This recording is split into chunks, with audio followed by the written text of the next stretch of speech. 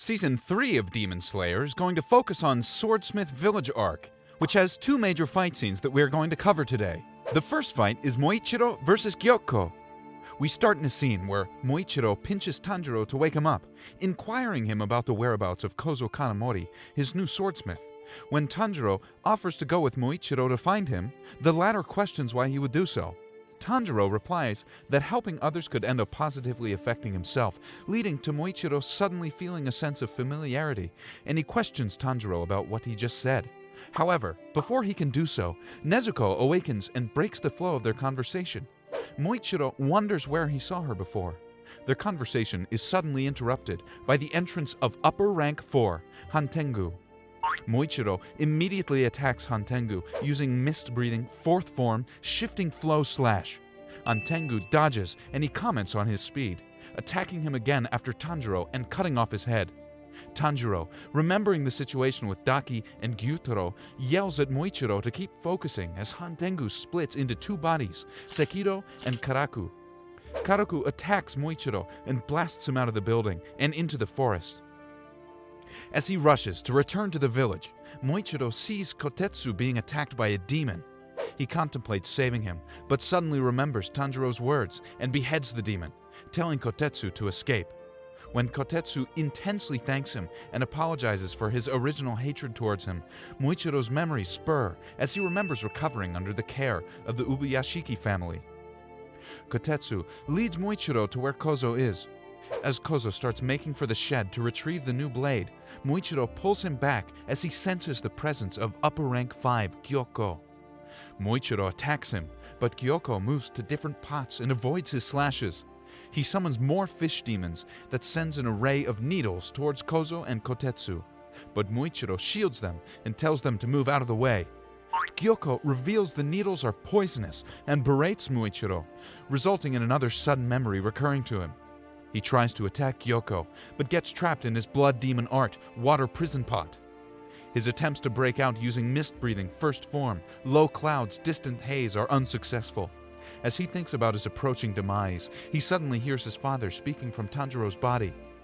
Kotetsu swiftly arrives to provide him with a breath of air, and he is able to break out using mist-breathing second form, 8-layered mist, remembering it is his father who said the same thing as Tanjiro had earlier. After escaping from the water prison, Muichiro's memories of his past all come back. The anger over his brother's death manifests into his Demon Slayer mark. His speed and abilities dramatically increase as he goes into the shed and attacks Gyokko, who comments on his relaxed face. Gyokko retaliates with his blood demon art, Octopus Vase Hell, and Muichiro's blade breaks, trying to cut it, prompting Kozo to quickly hand him his new one. Muichiro slices through the demon's attack and thanks Kozo, in which he replies that he only followed the instructions of the late Tetsuido. At the mention of his name, Muichiro remembers his old swordsmith's worry for him and internally apologizes, remarking that he is okay now, and uses mist-breathing 5th form, Sea of Clouds and Haze, landing a blow on Gyokko's neck. Muichiro and Gyokko start insulting each other, with the latter growing furious after the former insults his pot. He uses another blood demon art, 1,000 Needle Fish Kill, but Muichiro easily counters it with mist-breathing 6th form, Lunar Dispersing Mist, and mist-breathing 3rd form, Scattering Mist Splash. Slicing the head of the demon's molt as he escapes to a tree. When Gyokko tries to show off his new form, Muichiro's indifferent attitude toward it enrages him again and he attacks, which Muichiro dodges and smiles, commenting on the uselessness of his offense. Another scuffle between the two ensues, with Gyokko using his blood demon art, Killer Fish Scales, and Muichiro responding with the form he personally developed, mist-breathing 7th form, Obscuring Clouds. When Gyokko tries to find him in a sea of mist, Muichiro effortlessly decapitates him. In the aftermath of the battle, Muichiro starts foaming at the mouth due to the poison and falls unconscious after verifying Kotetsu is alive, his family congratulating him on a job well done in his consciousness. Next fight is Tanjiro, Nezuko, Genya, and Mitsuri versus Hantengu. At the Swordsmith's Village, Hantengu crawled on the roof of a building, eager to fulfill their mission to avoid Muzan's wrath. He encountered Tanjiro and Muichiro Tokito shortly thereafter, swiftly avoiding an attack from the latter. He dodged a follow-up attack from Tanjiro, only to be kicked by Nezuko. His head was then severed by another attack from Muichiro, causing him to regenerate into two different demons, Sekido and Karaku. As Muichiro and Tanjiro attempted to attack the newcomers, Karaku blew Muichiro far into the distance with a single wave of his Uchiwa fan. The two then confronted Tanjiro and Nezuko, briefly exchanging biting comments at each other, with Sekido then attacking Tanjiro with a burst of electricity from his Hakuhara staff. The two failed to notice Genya approaching them from behind with a gun. Genya's shot was true, decapitating Sekido, but failing to completely do the same to Karaku, much to the latter's amusement. The young demon slayer finished the job with his sword, but the two then turned into four. One of the new demons, reminiscent of a Tengu, grabbed Tanjiro by the leg and flew off with him, while the other impaled Genya with a Jumanji Yari. The former congratulated Tanjiro on figuring out their strategy, while the latter commented on Genya's weakness. Tanjiro urged Nezuko to help Genya, prompting his abductor to reprimand him for this, before firing a concussive blast of sound at the demon slayer. The Tengu-like version of Hantengu was surprised to find that his opponent had hacked off the leg holding him, a head then growing from the severed limb to fire the sound blast at a shocked Tanjiro.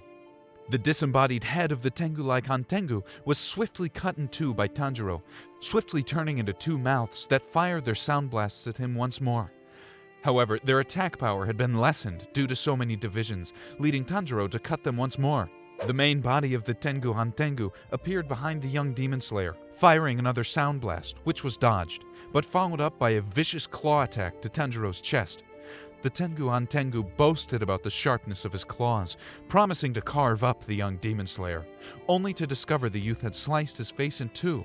As Tanjiro prepared a follow-up attack, Tengu Hantengu attempted to fire the sound blast once more, only to have his jaw cut off, the final blow incoming. Elsewhere, Karaku held back a transformed Nezuko, taunting her while Sekido told him to finish her off. The Yari-wielding Hantengu, Aizetsu, offered to finish her off, only to discover he couldn't pull his weapon out of Genya, who promptly shot Aizetsu's head into bits. Sekido reprimanded Aizetsu for this. The Yari-wielding Hantengu then pulled his weapon out and slashed Genya across the chest. Regenerating his head, Aizetsu reprimanded his opponent for not dying immediately, and then noticed that Genya had begun to pray. Sekido commanded Aizetsu to crush the scarred demon slayer's head, which resulted in the Yari being swung at Genya's head. The weapon hit nothing but the floor, the upper rank's opponent appearing behind him, swinging his sword at Aizetsu's head. This ambush was foiled by a burst of electricity from Sekido, who was shot at by their highly resilient opponent, much to his frustration. Aizetsu then swung his Yari, smashing Genya into a wall. Karaku commended that his allies were having fun, and told Nezuko that he was done with her, driving a foot through her chest. Karaku then told Sekido to stab and electrocute her until she didn't move anymore, ripping off one of Nezuko's hands after his speech.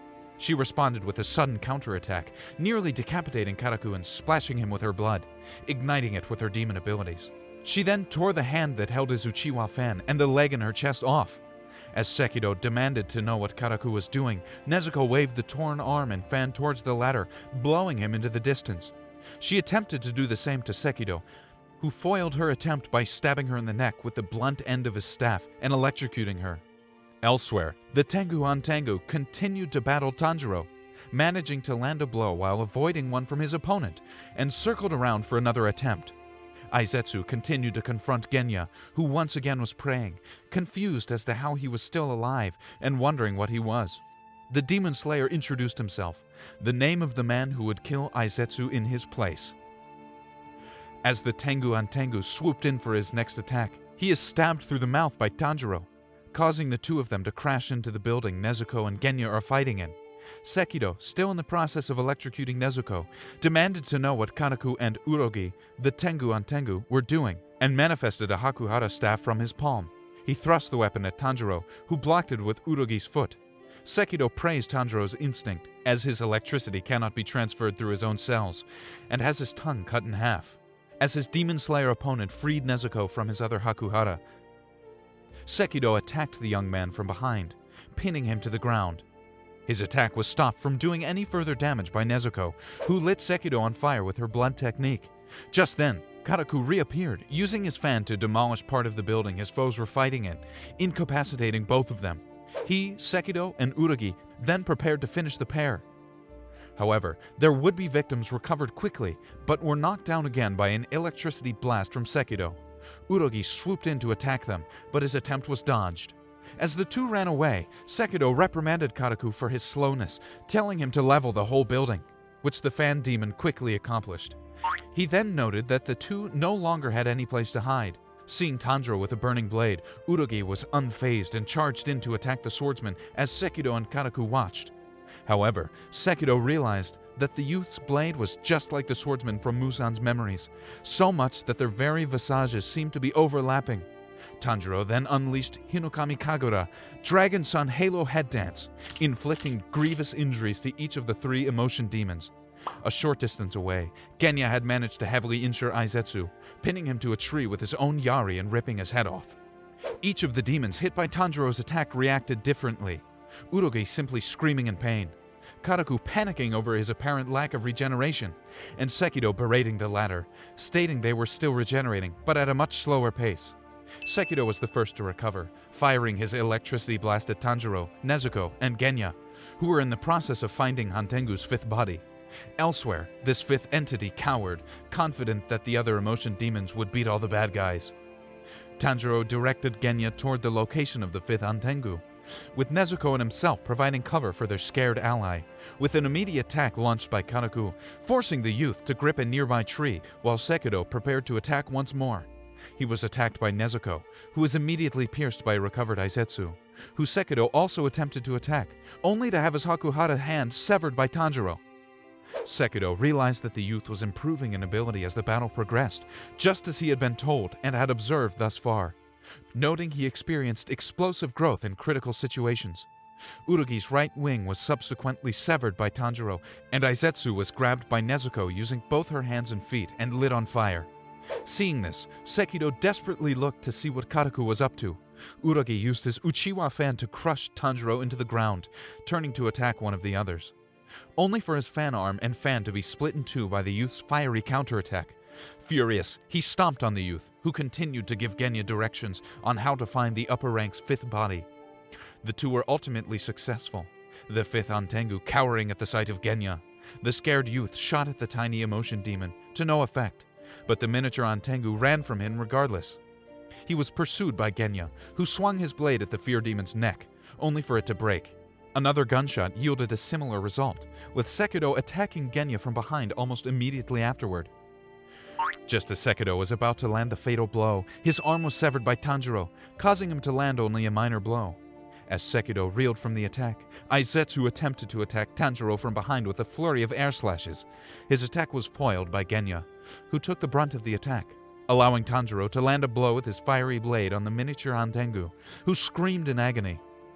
As the fear demon continued to shriek, a sixth Hantengu appeared from behind Tanjiro, who continued to press his attack. However, the boost he had gotten from Nezuko's blood had ran out, the blade being halted by the miniature Hantengu's thick neck. Genya shot at the sixth Hantengu, who struck at one of the drums on his body, summoning an amalgamation of tree and dragon, which attacked Tanjiro and flung him up into the sky. Mitsuri arrived and caught Tanjiro, gently allowing him to rest while she fought the Hatred Clone. The Hatred Clone wrapped his miniature body in a protective covering of branches. This new form was revealed to be the result of Sekido absorbing Karaku, Urugi, and Aizetsu, who reacted with a strong glare as Tanjiro told him to stop protecting his fear counterpart. He asked him if he had a problem with what he was doing, calling the pair of demon slayers evil as the mini Hantengu cowered and trembled in his wooden protection. He answered Tanjiro's question of why he had said they were evil by pointing out their attack on his smaller version, something he called pure injustice and something only a savage would do. He stood impassively as Tanjiro pointed out his misdeeds, promising to cut the hatred demon's head off. In the end, Tanjiro managed to behead him using Hinokami Kagura Flame Dance.